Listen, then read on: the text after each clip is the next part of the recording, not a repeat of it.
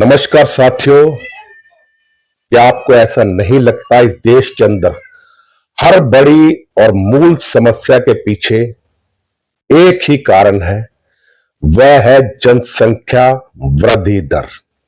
इस बढ़ती हुई जनसंख्या की वजह से चाहे आप ट्रांसपोर्टेशन सिस्टम ले लीजिए, चाहे खाद्यान्न का मामला ले लीजिए, स्वास्थ्य सुविधाएं ले लीजिए, यानी आम जनता की जितनी भी जरूरत की चीजें होती हैं, उन सब पर अगर कोई प्रभाव डाल रही है चीज, तो वह है देश की बढ़ती हुई जनसंख्या।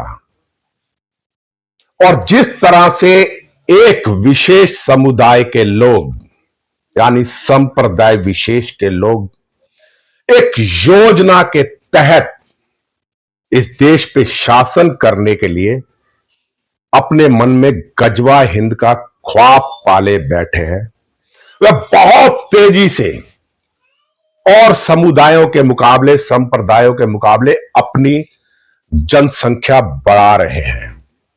यह बात केवल मैं नहीं कह रहा हूं, देश के जो जनसंख्या के आंकड़े हैं वह बताते हैं, और ये आंकड़े डरावने आंकड़े हैं। किस तरह देश में असमानता फैल रही है, डेमोग्राफी चेंज हो रही है, केवल एक ही समुदायों के या संप्रदाय विशेष के लोगों की तेजी से जनसंख्या बढ़ रही है। क्या आपको नहीं लगता कि अब समय आ गया है कि इस जनसंख्या पे रोक लगा देनी चाहिए? लेकिन आप कुछ भी कर लीजिए, जब हम दो हमारे दो का नारा इस देश में आया, तो बहुसंख्यक समाज ने उस नारे को स्वीकार कर लिया। अब तमाम हिंदू परिवारों को देख लीजिए, हद से हद 2 बच्चे या 3 बच्चे, 3 बच्चे भी उनके हैं जिनके पुत्र नहीं हो पाया, पहला या दूसरा। बेटियां हुई हैं और पुत्र की लालसा आदमी को अंधा कर देती है, तो उन्होंने कोशिश करी कि 3 बच्चे हो जाए, एक बेटा पैदा हो जाए। लेकिन और दूसरे संप्रदाय में देखा गया है कि प्रथम पुत्र होने के बावजूद भी बहुतायत में बच्चे पैदा करते हैं, क्योंकि इस देश के अंदर गर्भाधारण करने वाली महिलाओं को 6,000 रुपए दिए जाते हैं, और जो गर्भ नियोजन अपनाते हैं महिलाएं, उनके लिए केवल 1,100 रुपए। तो ऐसे में देश की जनसंख्या कैसे रुकेगी? बहुत से कार्यक्रम चलाए भारत सरकार ने, पिछली सरकारों ने भी चलाए, केवल इस सरकार ने, लेकिन संप्रदाय विशेष के ये शांति दूत लगातार अपनी जनसंख्या बढ़ाते जा रहे हैं, क्योंकि उनका एक ही मकसद है, भारत पे इस्लामिक शासन कायम करना। और उनको मालूम है कि तलवार के दम पर कभी भी अपने इस ख्वाब को वह पूरा नहीं कर सकते, और अपने मताधिकार से वह इस देश की सत्ता पे काबिज होना चाहते हैं। आप देख लीजिए, जहां जहां भी इनकी आबादी ज्यादा है, वहां से कभी भी कोई हिंदू उम्मीदवार नहीं जीत सकता, बिल्कुल भी पॉसिबल नहीं है। और इसीलिए एक योजना के तहत अपनी जनसंख्या बढ़ा रहे हैं। आप इनकी कितनी भी सुविधाएं बंद कर लीजिए, ये जनसंख्या बढ़ाने से बाज नहीं आएंगे। आप इनका राशन बंद कर दीजिए, स्वास्थ्य सुविधाएं बंद कर दीजिए। अब इनकी जनसंख्या रोकी जाए तो कैसे रोकी जाए? उसका केवल और केवल एक ही उपाय है मेरे विचार से, और कई विद्वानों के भी यही विचार है।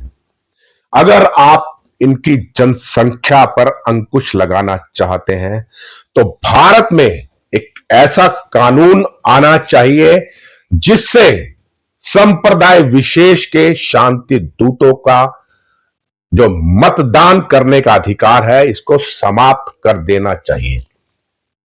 उसके अलावा कोई विकल्प नहीं है।